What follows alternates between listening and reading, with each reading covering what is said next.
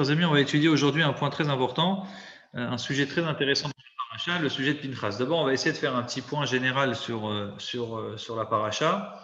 Le lien avec la paracha la semaine dernière, il est évident dans notre paracha, et parler de l'enseignement, un des enseignements qu'on peut tirer de cette notion de Pinchas, qui est entre autres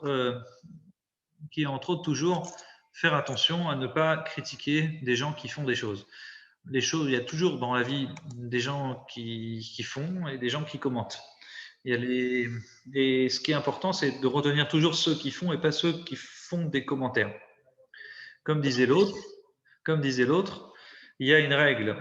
Il y a ceux qui font l'histoire et il y a ceux qui font des histoires.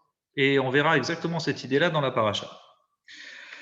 Il faut savoir que Pinchas, il a sauvé le peuple juif. La paracha de la semaine dernière, la fin, la 7e montée, elle nous raconte comment un homme s'appelant Zimri protège sa tribu, et il va protéger sa tribu en essayant de faire une chose simple, c'est Moshe voyant l'épidémie arriver, donc on voit les morts qui arrivent les uns après les autres, 1, 2, 3, 4, 5, jusqu'à 24 000 morts. La paracha, elle conclut, elle nous dit il y a eu 24 000 morts dans l'épisode de Pinchas avec les Juifs qui ont fauté dans le mariage interdit en faisant la Avodah Zarah, l'idolâtrie de Péor. Et donc, très important de comprendre cette idée-là, que la 24 000 morts, c'est le moment où l'épidémie s'arrête. Mais qu'est-ce qui s'est passé en attendant? Et c'est là où le Midrash y met en ordre un peu tout ça. Il s'est passé une chose simple, c'est-à-dire que vous aviez la majorité des gens qui ont fauté, c'était les gens de la tribu de Shimon. Donc les Shimoni, eux, ont fauté. Comme je vous l'ai raconté la semaine dernière, il y avait les femmes qui étaient là à l'extérieur, des femmes âgées pour soi-disant leur vendre au marché des choses, et puis les hommes, ils rentraient à l'intérieur, et puis pour acheter, la tribu de Shimon rentrait, bien, tiens, c'est intéressant, tac, tac, tu regardes à l'intérieur, on a des choses plus intéressantes encore, et en rentrant à l'intérieur, il n'y avait pas des vieilles femmes, il y avait des jeunes femmes. Et puis, doucement, de sujet en sujet, ils ont fini par fauter, et bien sûr, faire la Avodah Zarah de Péor. Et un des points importants, c'est comme principalement c'était les gens d'Ashimon, Moshe, voyant qu'une épidémie commence à taper le peuple juif, on lui annonce qu'il y a des Shimoni qui font des mariages interdits et puis ensuite ils font aussi de l'idolâtrie. Que fait Moshe? Il dit la phrase que vous connaissez dans la parashat Pinchas, prenez les armes et tuez tous les fauteurs. Tuez tous les fauteurs. Quand on annonce au chef de la tribu de Shimon, qui s'appelait Zimri, on lui dit, tu sais, il y a toute la tribu, vous avez toute la tribu de Moshe a donné l'ordre de tuer tous les fauteurs, en l'occurrence, la majorité, c'est notre tribu, les Shimoni. Zimri, se sentant responsable de la tribu de Shimon, vient et va dire à Moshe, mais oh Moshe, pourquoi tu veux nous tuer? Qu'est-ce qu'on a fait de grave? Donc il vient défendre avec de bons arguments, comme on verra. Moshe, dis-moi, est-ce que cette Goya-là, en l'occurrence, cette Goya dont on parle, c'était une Goya, la fille de Balak, c'était vraiment la patronne des patronnes. Alors il dit, dites-moi, Moshe, est-ce que j'ai le droit d'aller avec elle ou pas? Moshe dit non, c'est Assour. Alors répond Zimri, il répond, mais toi, Moshe, t'es pas marié avec une Goya? T'es pas marié avec une Midianite? Tu m'interdis à moi d'aller avec elle? Alors que toi-même, Moshe, tu es celui qui était marié le premier avec une Midianite. Midianite, c'était pas un peuple juif, et donc Moshe, il s'est marié d'une certaine manière avec une convertie, la fille de Yitro. Là, il ne se passe rien. Moshe ne répond pas, et il ne dit rien, comme on verra après. Et là, Pinchas intervient et dit, mais Moshe, tu ne nous as pas appris que Canaïn Pogimbo, celui qui est jaloux, tu nous as appris dans la Torah que quand on voit un juif fauter, même si avant de mettre à mort quelqu'un, on doit passer par un tribunal, on ne peut pas commencer à guillotiner qui on veut quand on veut, ça doit passer par étapes, on doit passer par une procédure, par un protocole. Comment Moshe, tu peux nous demander, Moshe, tu nous as toi-même appris que Canaïn Pogimbo, quelqu'un qui est jaloux, qui a envie de tuer quelqu'un qui fait une avéra, si le sang lui monte parce qu'il est en train de faire une avéra, c'est autorisé. Moshe, il dit, tout celui qui lit une lettre, oyez, il commence à lire la lettre, tout celui qui apporte la lettre, il doit aussi la lire. Donc, tu connais le din, tu connais la halacha, fais ce que tu dois faire. Et c'est là où Pinchas va venger l'honneur de Dieu et il va terminer le travail en tuant les fauteurs. Et donc, ça, c'est la paracha de la semaine dernière. Grâce à ça, l'épidémie s'arrête et les 24 000 morts du peuple juif se terminent. Et la paracha de Pinchas commence. Donc, pour le coup, le lien est vraiment évident. Le lien est vraiment évident entre la paracha de Balak et la paracha de Pinchas. La paracha, elle commence. Hachem dit à Moshe, Pinchas, fils de Elazar, petit-fils de Aaron le Cohen, lui, il a calmé ma colère. Il a, n'est-ce pas, et grâce à lui, l'Ochilit Yel Béné Israël, j'ai pas détruit tous les Béné Israël, parce qu'effectivement, il y a eu la pire des épidémies qu'on ait jamais connues, c'est 24 000 morts. En certains cas, le maximum, ça a été 14 700. Là, on se retrouve avec 24 000 morts, c'est énorme. Et donc, d'une certaine manière, Dieu avoue qu'il était prêt à détruire tout le peuple juif à cause de la faute du mariage interdit et de l'idolâtrie. Et si ce n'était pas Pinchas qui avait stoppé cette épidémie en tuant le fauteur, le chef des fauteurs qui est Zimri, avec Cosby, alors Béhémet, Hachem, il aurait détruit tout le peuple juif. Certains disent, en l'occurrence Rashi, que Pinchas devient Cohen. Alors on a le droit de se demander, mais pourquoi Pinchas devient Cohen, puisque c'est le petit-fils de Aaron le Cohen? Pinchas devient Cohen. Rashi répond simplement, il dit que quand Hachem avait donné l'ordre, il avait dit à Moshe, Aaron deviendra Cohen. Lui, ses enfants et ses petits-enfants deviendront Cohen à partir d'aujourd'hui. Mais Pinchas, il était déjà né. Hachem, il dit, Hachem dit à Moshe, tu diras à Aaron et son fils Elazar et Itamar et tous ceux qui naîtront à partir de maintenant deviendront Cohen. Mais le problème de Pinchas, c'est que Elazar, probablement s'étant marié jeune, comme on verra après, il avait déjà un garçon qui s'appelait Pinchas. Et ce garçon, du fait qu'il était déjà né, il n'avait aucune raison technique d'être Cohen. Vous comprenez l'idée ou pas? Donc Hachem dit, il va être ha-Cohen, il va devenir, c'est bien Pinchas, grâce à son acte héroïque, il deviendra le Cohen. Effectivement, il a pu venger l'honneur d'Hachem et il a stoppé ce moment de rigueur céleste, ce qui a permis de sauver le peuple juif. Magnifique histoire. Le seul problème, c'est quand on lit bien un peu tout ce qui se passe dans la Gemara, vous verrez que les parleurs de l'époque, les commentateurs de l'époque disaient, et je cite Rashi au nom de la Gemara, vous avez vu, les tribus ont commencé à se moquer. Les tribus, les gens après cette histoire ont commencé à se moquer. Et ils ont commencé à dire, Reitem ben Pouti, vous avez vu ce ben Pouti, ce fils de gaveur. Vous allez comprendre tout de suite.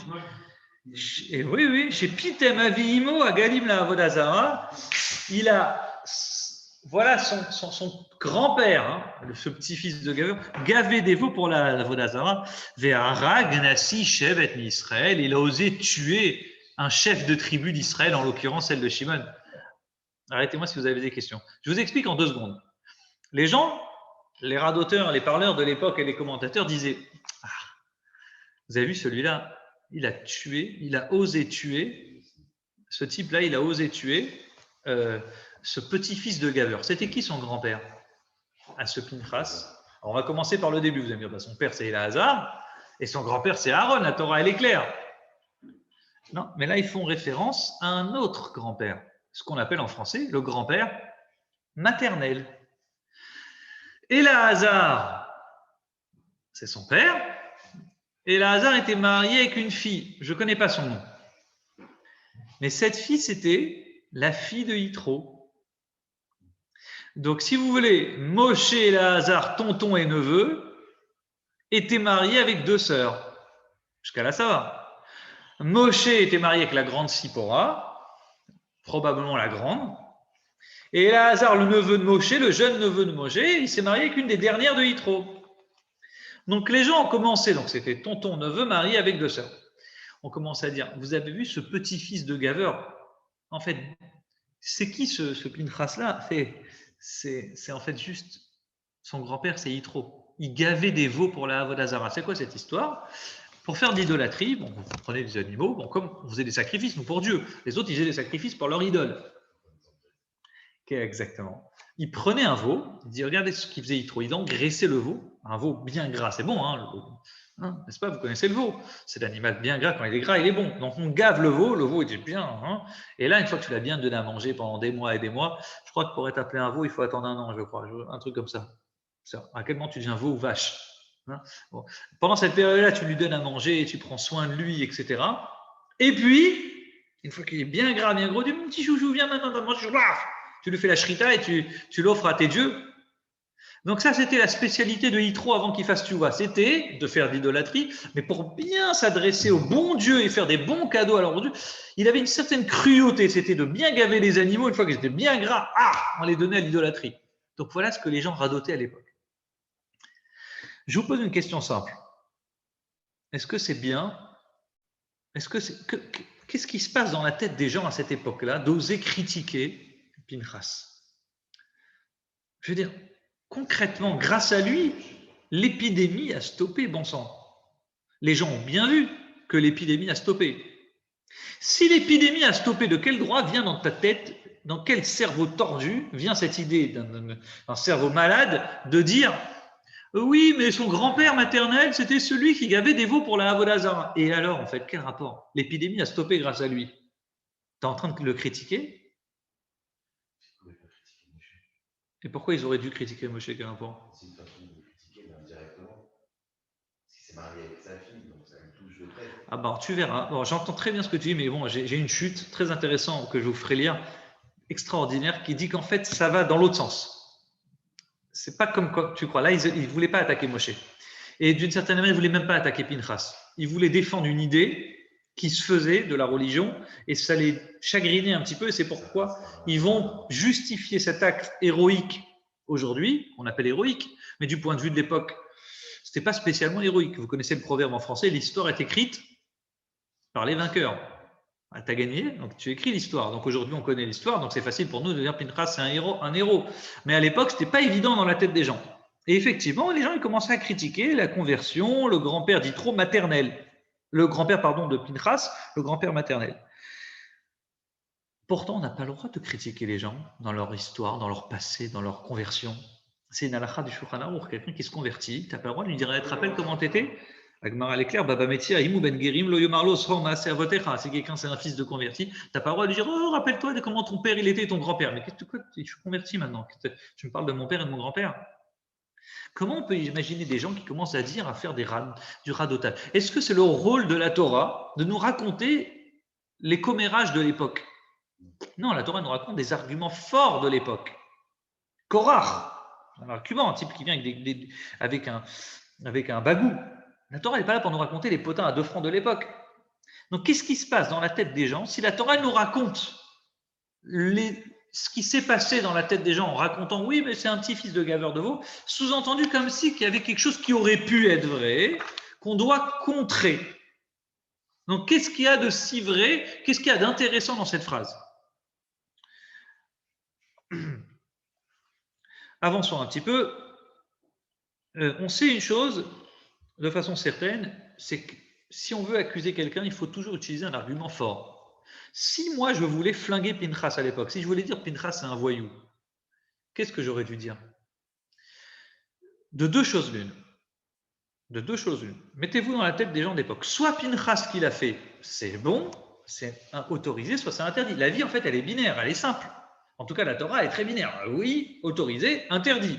Donc, soit ce qui fait Pinchas, c'est autorisé, auquel cas on applaudit des deux mains. On dit bravo Pinchas, tu as été un homme, tu as fait une halakha, tu as appliqué une règle de la Torah, soit c'est interdit. Si c'est interdit ce qu'il a fait Pinchas, mais au lieu de dire oui, mais ton grand-père maternel, c'était gna, mais tu peux trouver mieux que ça. Tu n'as qu'à dire tu es un assassin. Tu as tué un homme et une femme. Vous connaissez l'histoire, oui? Bah oui, si vous ne connaissez pas, c'est. Pinchas, il a tué 2 personnes qui fautaient ensemble et qui faisaient l'idolâtrie. Le chef de la tribu. Donc, il dit quoi? Si tu penses que ce qu'il a fait Pinchas, c'est injuste parce que c'est interdit, dans ce cas-là, accuse-le dans ce qu'il a fait. Dis ce que tu as fait, c'est un crime, tu es un criminel. Ils n'ont pas dit Pinchas, c'est un criminel. Sous-entendu, ils savent que ce n'est pas interdit puisque personne n'a ensuite emmené Pinchas au tribunal pour remettre en question ses choix. On l'a applaudi. D'ailleurs, la Torah elle dit que l'épidémie s'est arrêtée grâce à lui. Donc, si ce n'est pas interdit ce qu'il a fait Pinchas, c'est autorisé. Donc, qu'est-ce que tu parles maintenant? Plus que ça, si déjà des gens doivent parler, c'est principalement des gens de la tribu de Shimon. Parce que les gens de la tribu de Shimon, eux, pour le coup, c'est eux qui ont perdu leur chef. C'était le chef de la tribu de Shimon qui est mort avec la femme. qui ont fauté ensemble. Donc, si des gens ils viennent râler contre Pinchas par jalousie, ouais, il a tué un chef de tribu de notre tribu, ça devrait être principalement les gens de la tribu de Shimon, pas les tribus en général. Pourquoi les gens ont osé se plaindre d'une chose pareille? C'est très intéressant. Comment on peut critiquer? Surtout, on critique Yitro, mais c'est grave. Vous savez qu'Yitro, c'est quelqu'un qui a fait tchouva, c'était le chef de l'idolâtrie, c'était un patron de l'idolâtrie. Il y en a qui disent que c'était même le conseiller de Pharaon, de Paro, quand Moshe est né. Après, il a démissionné. Pas seulement qu'il a démissionné, mais en plus, on dit qu'il a arrêté l'idolâtrie. Je ne sais pas si vous connaissez cette histoire très simple, mais on raconte que quand Moshe est parti à Midian, quand il s'est enfui parce qu'il avait tué l'Égyptien, il a dû s'enfuir.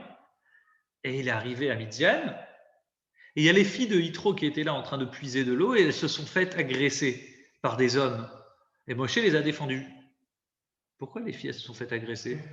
Pourquoi les filles elles se sont faites agresser? Moshe vient, il les défend. Pourquoi les filles? De où on est? On est chez les fous là, les gens ils viennent, ils embêtent des filles.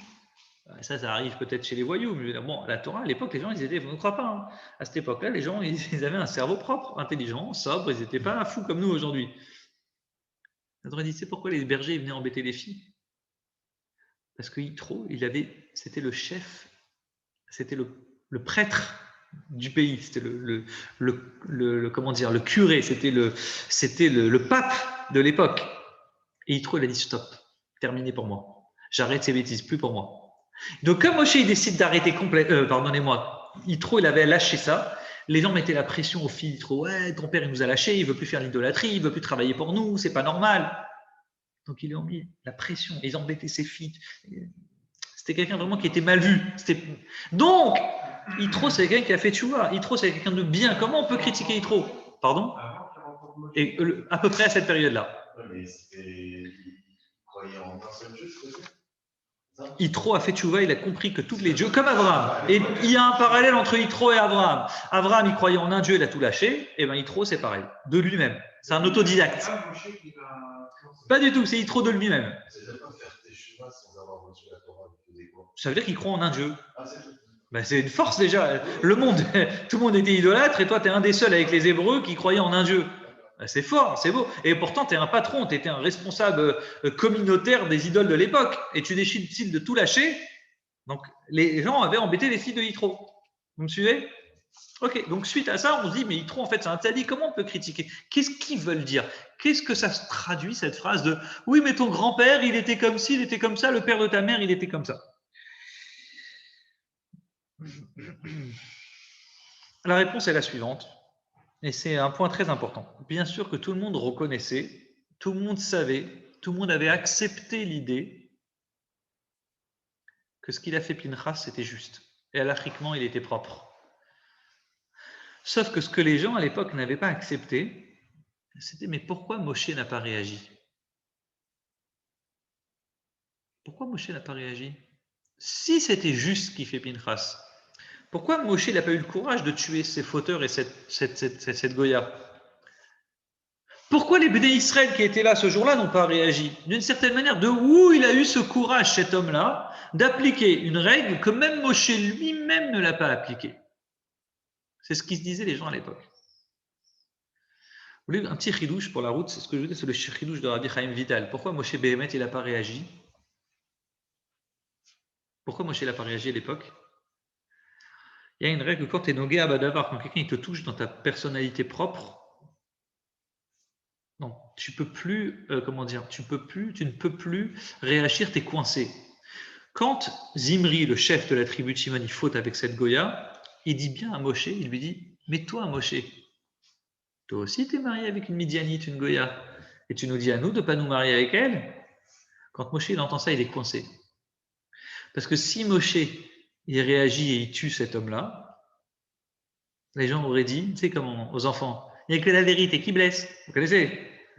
Comme il t'a touché dans t'as réagi, t'as surréagi. Pour éviter qu'on interprète la réaction de Moshe comme une surréaction, comme une surenchère, Moshe dit, je peux pas. Il m'a parlé sur moi, sur ma vie privée. Si je réagis, on va me dire que j'ai réagi parce que je défends ma vie privée. Donc Moshe était blanc. Il ne réagissait pas. Mais du point de vue du peuple qui regarde tout ça, il se dit, mais si Moshe ne réagit pas, aucun du peuple réagit, tous les rabbins de l'époque, ils sont tétanisés. D'où il a eu ce courage, Pinchas, de faire une chose pareille? D'où il a eu le courage de faire une chose pareille? Alors là, les ragots ont commencé à sortir. Ok, il a bien fait. Dans le fond, il avait raison. Toujours, hein, les mauvaises paroles, elles commencent par dans le fond, il a raison. Mais dans la forme, bon, il pourrait s'y prendre autrement. D'où il a eu le courage de prendre une lance et d'embrocher deux personnes en même temps. Ils faisaient l'acte ensemble, donc ils allaient rentrer chez eux. Pour avoir un courage pareil, ça demande une certaine cruauté. On ne tue pas chez nous les juifs. C'est pas de chez nous, ça. Tuer deux personnes, un homme et une femme, de sang-froid. C'est pas de chez nous. Même Moshe, il n'a pas eu le courage. Je vous fais exprès, volontairement, le discours de l'époque. Même Moshe, il n'a pas fait ça. Il n'aurait pas fait ça. Même les chefs de l'époque n'ont pas fait ça. Si Pinchas, il a eu ce courage de tuer deux personnes de sang-froid, c'est quoi? Non, pas du tout. C'est qu'il a des gènes en lui, une nature violente, une nature cruelle. C'était qui son grand-père maternel? Il gavait des veaux pour la Havadazara. Le type, il gave, il prend le petit veau, 1 an, 2 ans, il le nourrit bien, il voit qu'il est bien gras. Tu le tues, tu l'approches, tu l'égorges. Mais c'est ton petit veau, tu l'as nourri, c'est ton petit chouchou. On peut faire des sacrifices. C'est pas un problème, des sacrifices.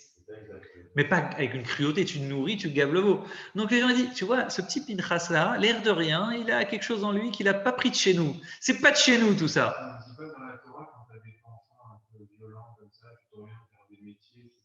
Chochet, Moël, exactement, tu as tout à fait raison. C'est tout à fait juste ce que tu dis. Tu as tout à fait raison. Donc c'est un peu l'idée de ce qu'ils disaient les gens à l'époque. Comme c'est pas de chez nous, personne n'a réagi, Moshe lui-même. Moshe, il n'a pas réagi pour la raison que je viens de vous dire au nom du Rabbi Chaim Vital. Mais à l'époque, les gens commençaient à dire, oui, mais il a fait ça parce qu'il a pris de sa main. Yitro, c'est un tzaddik. On n'en veut pas Yitro. Elle vient, la Torah, elle dit, Pinchas ben Elazar ben Aaron à Cohen. Pinchas, c'est le fils de Éléazar et le petit-fils de Aaron. Il a pris les gènes de son grand-père paternel. La Torah a besoin de témoigner, nous répéter ces mots qu'on sait déjà de la paracha de la semaine dernière, que Pinchas est le fils de Éléazar, le petit-fils d'Aaron. On répète pour nous dire, t'inquiète, il a tout pris de son grand-père paternel. Ça ne nous dérange pas qu'il aurait pris de son grand-père maternel. C'est un tzaddik aussi, trop. Mais la Torah veut dire, ne crois pas qu'il a fait ça parce qu'il a une certaine violence et une rage en lui. Il l'a fait parce qu'il devait le faire. C'était qui Aaron? C'était Oev Shalom, celui qui aimait la paix.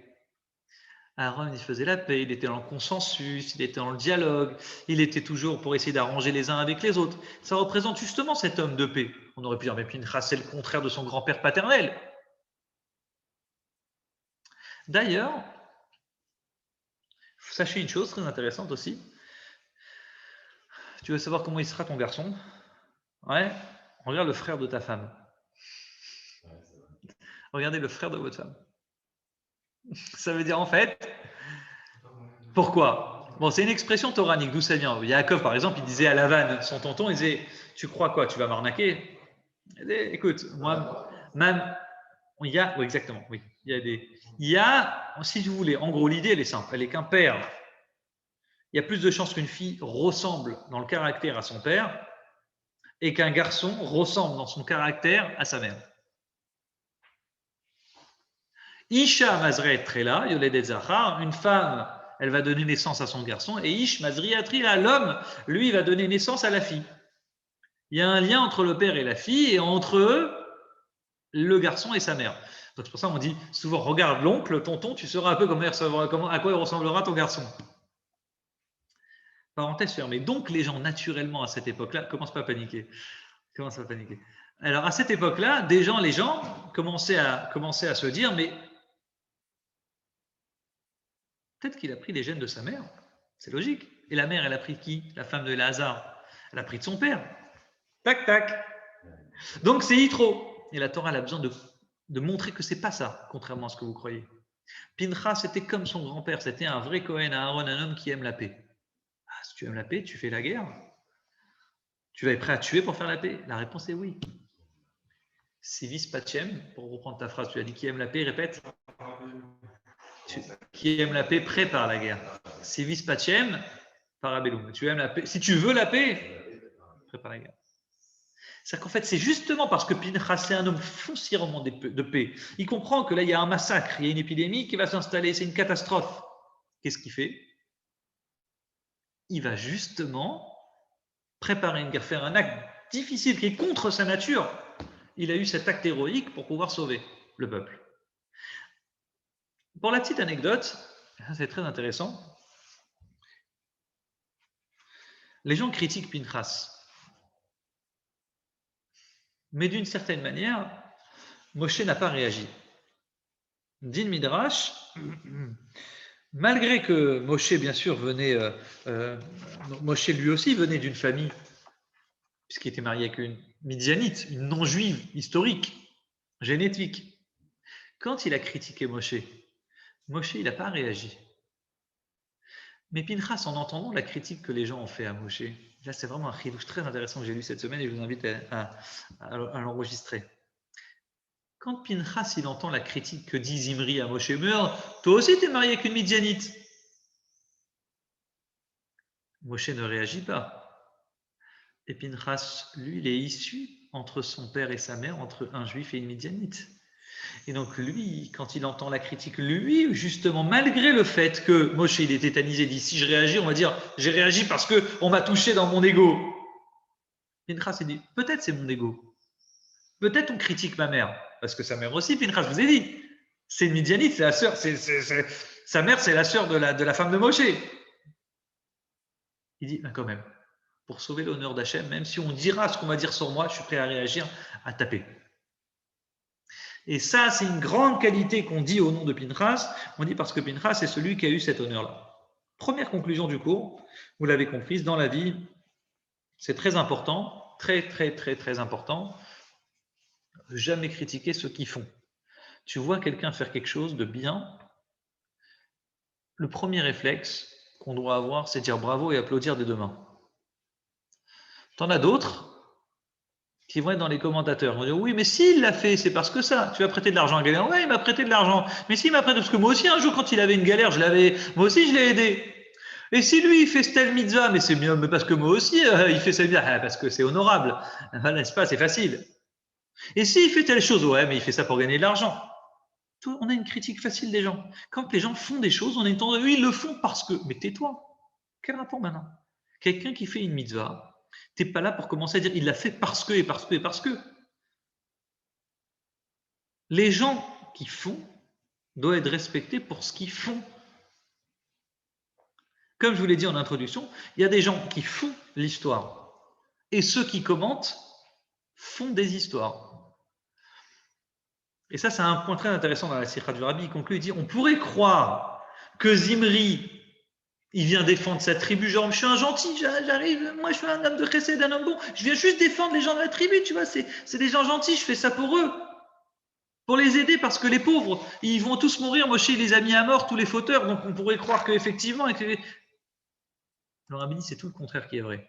Zimri qui vient avec une tête de gentil, moi je suis un homme pour défendre ma tribu qui vient négocier, c'est un homme cruel, foncièrement cruel, il est prêt à attaquer Moshe et combattre Moshe et dire du mal sur Moshe. Et Pinchas qui a l'air au contraire de faire une bonne action, pourrait dire oui, il fait une bonne action, mais dans le fond il est quand même méchant, il a un cœur dur. On dit c'est le contraire. Pinchas, c'est un homme bon, à l'extérieur comme à l'intérieur. Quelqu'un qui fait des choses, on doit l'accepter en tant que tel. Il est temps de conclure le cours avec la dernière partie, et une deuxième partie très importante, c'est le sujet, donc regardez bien cette notion de généalogie. Ça veut dire, souvent, on dit d'où tu viens. On parle, tu sais, dans les années 70, on ne disait pas d'où tu viens, d'où parles-tu. Tu connais ça? Vous avez connu cette époque? D'où parles-tu? Quand tu faisais une théorie, tu parlais d'où tu parles. Alors, de qui es-tu? T'es un communiste, t'es un socialiste, t'es de la droite, t'es un gaulien. En fonction de où tu parles, on comprend ce que tu veux dire. Mais au-delà de ça, il y a l'idée, au-delà de ça, il y a l'idée que, comment dire? Il y a l'idée que, bien sûr, on a tous une généalogie, on doit savoir d'où on vient. Ce qui est très intéressant quand vous regardez bien l'histoire, c'est Moshe vient, Moshe va essayer de sauver le peuple juif, mais à la fin, ce n'est pas les enfants de Moshe qui vont lui succéder. Pourquoi?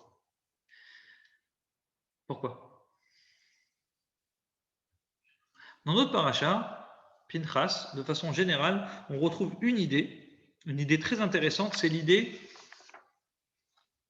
de l'héritage. si on vous demande en un mot de nous lier tous les sujets de la paracha, du premier point jusqu'à la fin de notre paracha, on retrouve l'idée de Yerusha.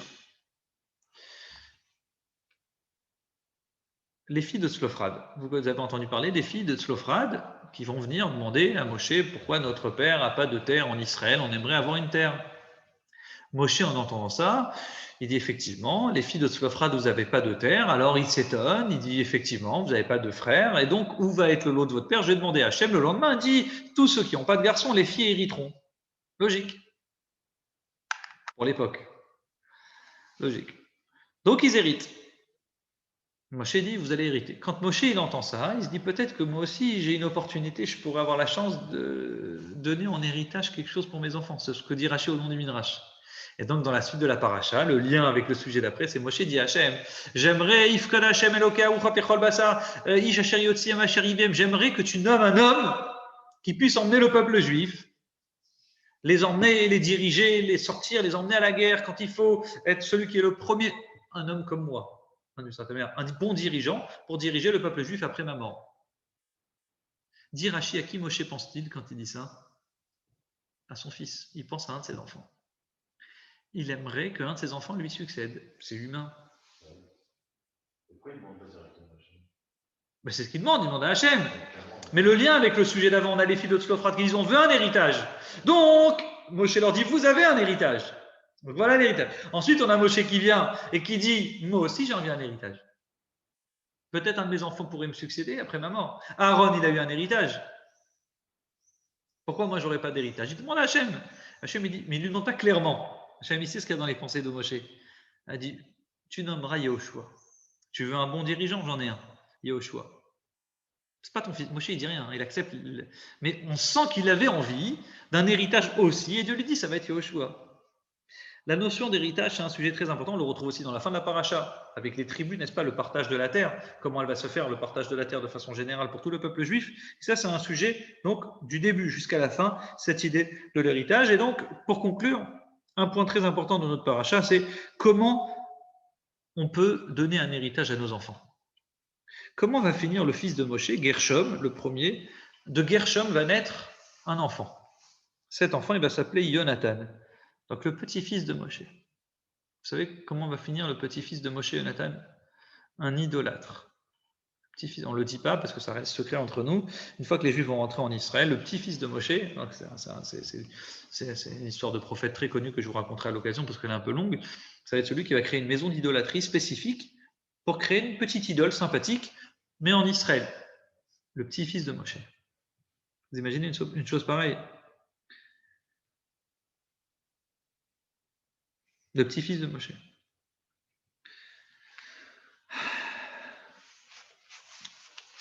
Pourquoi le petit-fils de Aaron, ça finit pas pareil? Aaron, la Kéouna, elle se transmet de père en fils pour toujours. Là, on a un vrai sujet. Quelle différence entre Moshe et Aaron? Moshe, depuis le début, quand il est parti en Égypte, quand il est parti d'Égypte pour aller à Midian, pour se marier avec les filles de Tzlophrad, la Torah elle nous raconte la chose suivante. Moshe s'est marié avec Tzipora, qui était la fille d'un ancien idolâtre, mais Yitro, à cette époque-là, il a dit « Ton fils sera pour moi. Le fils que tu auras, ton premier garçon est pour moi, le deuxième pour toi. Le premier, laisse-le avec moi, je lui apprendrai le job, je lui apprendrai le travail. » Il a pris Gershom, c'est ça? Il lui a dit « Ton garçon, tu prends ma fille, mais ton garçon, c'est ton premier, laisse-le à moi pour que je puisse lui apprendre le travail. » Le deuxième pour toi. Moshe, dans les faits, il avait accepté au début, ensuite il a changé d'avis. Gershom, il va finir avec Moshe. Mais il avait une affinité, effectivement, comme dit le Midrash, le fait que Yitro, il a mis une main sur lui, en héritage, dans les gènes, c'est quelque chose de vrai. Cette génétique est oui passée. Le petit-fils, donc le fils de Gershom va mal finir, Jonathan, et on dit que c'est quelqu'un qui va effectivement terminer mal. Et cette idée de gène et de génétique spirituelle existe. Je ne parle pas des génétiques physiques, la génétique spirituelle existe. De même que chez Aaron, on retrouve que c'est quelqu'un qui est Oev Shalom Verodef Shalom. Jusqu'à aujourd'hui, tous les Kohanim qu'on connaît, Le Kohen par essence, c'est celui qui monte à la Torah. Personne ne remet en question sa prêtrise, sa Keuna, parce qu'on sait que c'est un descendant de Aaron qui est Oev Shalom, Verodev Shalom. Analysons un petit peu plus la situation, on conclura la paracha dans chacun des points. Rachel. Rachel, c'était la mère juive, la mère de Yosef et Benjamin. Rachel, c'était celle qui se taisait. Elle était silencieuse et calme. Quand Rachel et Yaakov souhaitent se marier avec elle, il lui donne des simanim. Il lui dit, moi, ton père, il ne va pas m'arnaquer. Elle lui dit, oui, mais mon père, il va t'arnaquer, tu verras, tu vas finir, tu vas pas finir marié avec moi. Tu peux travailler 7 ans, tu ne seras jamais marié avec moi. Ne t'inquiète pas, je vais te donner des simanim, des signes, des codes. Entre autres, les codes, le Midrash raconte, c'était, vous retiendrez, c'était la chala, les lois de la chala, afrachat chala, nida, et voilà la halakha chez nous les juifs, chez les hébreux, nida, on fait attention, et bien sûr, de la kataner, la bougie. Et il lui a expliqué ces règles à la rigue, et il dit, quand sous la choupa, je vais poser des questions, je vais donner un code, je vais dire, dis-moi, sous la choupa, je vais parler à la fille, même si elle veut se déguiser, je pourrais lui dire ce que tu veux, elle ne captera pas. N'oubliez pas que Léa, c'était la jumelle de Rachel. Donc c'est vrai que c'était vraiment très difficile de les reconnaître. Maquillée, la nuit, bon, c'est difficile. Il dit, mais je vais quand même te laisser des codes et je te reconnaîtrai. Le problème, c'est que Rachel, elle va donner les codes. Pas seulement Rachel, elle va donner les codes, elle ne va pas que donner les codes. Et là, je vais vous apprendre un chidouche, mais vous allez tomber par terre. Un jour, Rachel sera stérile. Elle dira, mais dis-moi, Rachel sera stérile. Léa va dire, Rachel, elle va dormir avec Yaakov principalement, c'est sa femme, sa vraie femme, d'accord, sa femme préférée, on dirait aujourd'hui. Et Léa, c'est sa deuxième femme. Mais Léa, elle avait déjà des enfants, etc. Et donc Léa, elle va se plaindre. Rachel va dire à Léa, donne-moi tes fleurs. Et Léa, elle va dire quoi? Déjà, tu prends déjà mon homme, tu veux prendre aussi mes fleurs. Je pose une question. Une femme comme Léa, de quel droit elle vous dire une chose pareille? C'est méchant envers Rachel. Rachel, c'est grâce à elle que tu es marié avec Yaakov aujourd'hui. Sans elle, tu n'aurais même pas eu les signes. Rachel a donné tous les signes à Léa le jour du mariage. Comme ça que Yaakov, il est tombé dans le panneau, il s'est marié avec Léa. Donc, grâce à moi, Rachel, on va dire, mais grâce à moi, tu es marié avec Yaakov. Grâce à moi, tu es marié. Sans moi, aujourd'hui, tu ne serais même pas marié là. Et tu es en train de me dire, ouais, mais déjà, tu prends mon mari et tu veux prendre aussi mes fleurs. Mais dis avec plaisir, ma soeur. Tiens, prends. Hein. C'est avec grand plaisir. Prends les fleurs. Qu'est-ce que tu as besoin de dire? Déjà, tu me prends mon homme. Ben oui, déjà, c'était mon mari. Je t'ai laissé sous la roupa. Ok, j'ai été gentil avec toi. Je t'ai donné les codes. Vous savez quelle est la réponse? C'est que jamais Rachel, elle lui a dit que les codes, c'était ça. Elle lui a appris des halachot. Tu sais, chez les Hébreux, c'est comme ça que ça se passe. Et quand Yaakov, sous la choupa, il lui a posé des questions, elle donnait les réponses, mais sans savoir que c'était les réponses que Yaakov attendait. En d'autres termes, Rachel, toute sa vie, elle s'est tue. Elle lui a jamais dit, c'est moi qui t'ai donné. Elle lui a donné, tu sais, des fois, tu dis, voilà, si jamais, voilà, je t'apprends comment ça se passe, Yaakov, tu sais ce qu'il m'a dit, Yaakov, là-bas, il m'a appris plein de règles. Il m'a appris ça, il m'a appris ça, il m'a appris ça. Et en parlant avec sa sœur, elle lui a donné les réponses aux questions que Yaakov attendait le jour du mariage. Et jusqu'à la fin de leur vie, Léa n'a jamais su que c'est Rachel qui lui a donné les signes. C'est pourquoi Léa, vraiment, elle s'énerve. Elle dit, mais Dieu, tu me prends mon mari. On dit, mais calme-toi, Léa. Parce que là, elle ne savait pas, de bonne foi, elle ne savait pas. Rachel, c'est celle qui se taisait. Et on retrouve dans les descendants de Rachel cette notion du silence. Binyamin, on dit, il avait des enfants. Un de ses noms, c'est Yashpé. C'est quoi Yashpé? Celui qui a une bouche, mais qui sait se taire. C'est quoi cette histoire? C'est que lui, il savait que les frères avaient vendu Yosef, mais il s'est tué. Il n'a jamais raconté. On dit un passouk concernant Esther. Esther Magedet Molad Tavet Amam. Esther, c'est une descendante de Binyamin, donc de Rachel. Elle se taisait. Esther, elle ne racontait pas. C'était celle qui était silencieuse. Elle a donné ses gènes de silence à ses enfants. On retrouve bien dans la notion de Réhouven. Réhouven, il avait beaucoup de troupeaux. Réhouven et Gad, ils ne sont pas rentrés en Israël. Réhouven et Gad, ils ont pris la terre de Jordanie, qu'ils ont annexée, en plus d'Israël à cette époque-là, la guerre contre Sihon et Og, et ils ont gardé cette terre. On se dit, mais pourquoi vous avez gardé cette terre? Ils ont dit, on a beaucoup de troupeaux. Oui, mais peut-être qu'il y a beaucoup de pâturage en Israël. Acceptez de rentrer en Israël, il y aura beaucoup de pâturage, et s'il n'y a pas assez, vous retournerez dans la Jordanie de l'époque pour annexer les territoires. Qu'est-ce que tu viens maintenant? Tu viens dire à Moshe, oui, mais on aimerait garder la terre ici. Réponse, ils ont pris les gènes de leur père Réhouven. Réhouven, on raconte que Réhouven, il est parti pendant la période de la moisson. Réhouven, il est parti donner à manger à ces animaux. Il a trouvé des mandragores et les fameuses fleurs dont je vous parlais tout à l'heure. Et les commentateurs, les Midrash, qu'est-ce qu'il est parti faire Réhouven dans les champs? Il est parti donner à manger à ces animaux pour éviter de prendre des choses du vol. Si tu te balades trop dans le centre-ville, tu as des chances que les animaux ils vont aller manger dans les jardins privés. On n'a pas le droit de voler. Donc il est allé dans les champs, dans les domaines publics, comme ça on est sûr que ça appartient à personne. Réhouven vient dans notre paracha, on nous raconte que Réhouven vient, va dire à Moshe, on veut rester en Jordanie parce qu'on a beaucoup de troupeaux. Et alors, on rentre en Israël. On a peur que c'est... On a tellement d'animaux, ils étaient vraiment très très riches en troupeaux, on a peur qu'ils aillent voler chez les autres. Donc Réhouven dans notre paracha, à nouveau, il vient et il dit à Moshe, on veut rester ici, on veut rester en ce territoire. Cette notion de génétique spirituelle existe. En fonction de ce qu'on fait, on entraîne directement que nos enfants le feront en mieux ou en pire. Et ça, c'est tout le sujet de notre paracha, c'est-à-dire la notion d'exemple, être un exemple. Quand tu es un exemple pour tes enfants, tu es sûr que ça tiendra dans le temps. Si tu montres que tu fais des choses, pas juste tu donnes des ordres, mais tu agis, pas seulement que tes enfants y feront, mais ils feront pareil. Et ils amplifieront les bonnes choses que tu es en train de faire. Si au contraire, toi, tu es en train de parler pendant la tefila, toute la tefila, tu es en train de t'amuser, rigoler, discuter, et voir qu'au moment d'aller nous les Shabbat, tu es déjà dehors en train de guetter pour partir, parce que c'est la fin de la tefila, je vous assure que vos enfants, ils ne seront même pas à la tefila Shabbat. Ils verront. Alors, c'est ça une prière pour toi. Mais ils ne le diront pas. Ils sentiront. Une prière, c'est ça pour toi. Mais on ne reviendra plus à la choule. Mais ce n'est même pas une punition, c'est à quoi ça sert de le dire. Les enfants sont cohérents. Ils reproduisent ce que les parents font. En fonction, dis-moi qui sont tes parents, je te dirai qui tu es. Regarde les parents comment ils prient, regarde les parents comment ils étudient, et tu verras après les enfants comment ils sortiront. Si tu vois les gens à moitié tordus, tu es sûr que les enfants ils seront à 3/4 tordus.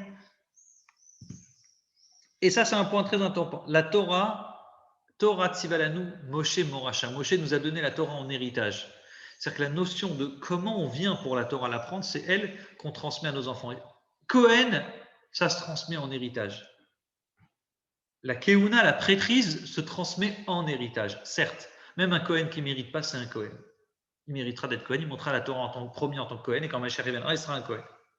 Il y a une chose qui ne se transmet pas de père en fils, génétiquement, c'est la Torah. La Torah, c'est un héritage. Tout celui qui vient, qui la veut, il la prend, et ça sera un exemple pour ses enfants. Moshe, ses enfants n'ont pas mérité d'être les successeurs de Moshe. Le leader du peuple juif en tant que tel, en tant que chef toranique spirituel, Moshe n'a pas pu donner ça à ses enfants. Et viendra après des gens, Yahushua en l'occurrence, c'était celui qui s'est crevé, qui est resté à la synagogue comme dit le Midrash, il balayait, il préparait les tables, il préparait tout. C'était vraiment celui qui était là pour écouter la Torah jusqu'au dernier mot, même le Allénou les Shaber, jusqu'à la fin il était là. Il a mérité, lui, de diriger le peuple juif à la mort de Moshe. Donc ici, on a compris bien sûr 2 points très importants. Et on conclura avec ça. La notion de 1, par rapport à Pinchas, on voit qu'il a bien agi, il était bien dans le fond et dans la forme. Et justement, première conclusion, jamais critiquer les choses que les gens font. Quand quelqu'un fait quelque chose de bien, on ne dit pas oui, mais c'est parce que quelqu'un t'a rendu service, tu dis merci, point. Il y en a d'autres, ils ne savent pas dire merci, ils savent que dire encore. Ils ne connaissent pas le mot merci, c'est encore, tu rends service, encore. Mais nous, on dit bravo, on applaudit. Premier enseignement, c'est Pinchas. Il ne faut pas se rebeller contre ceux qui font des bonnes choses.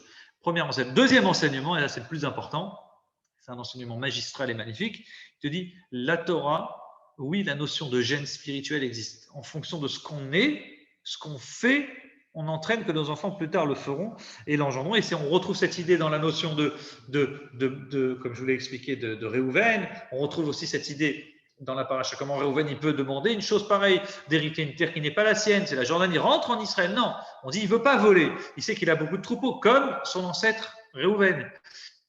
Pareil Moshe en héritage, il veut donner à ses enfants quelque chose. Hachem dit non, c'est pas en héritage. Ça, c'est une notion, il y a quelqu'un qui a pris une Torah plus forte que tes enfants, c'est bien sûr Yahushua, qui lui, Béhémet, était celui qui balayait la choule à la fin. Et ça, c'est un point très intéressant. On conclura avec ça le cours. Donc, si Dieu veut qu'on puisse être des exemples pour nos enfants, savoir travailler, étudier, et on est sûr que la manière dont on fait les choses, on est sûr que nos enfants reproduiront ça amplifié, n'est-ce pas? Et ils rajouteront sur ce qu'on fait. Et donc, la meilleure manière de faire en sorte d'investir pour nos enfants, c'est de le faire nous-mêmes. C'est quelque chose de simple à faire. On investit, on fait, et Hachem nous le rendra à travers nos enfants. Je souhaite à tous Shabbat Shalom et à Good Shabbos. Amen. Shabbos.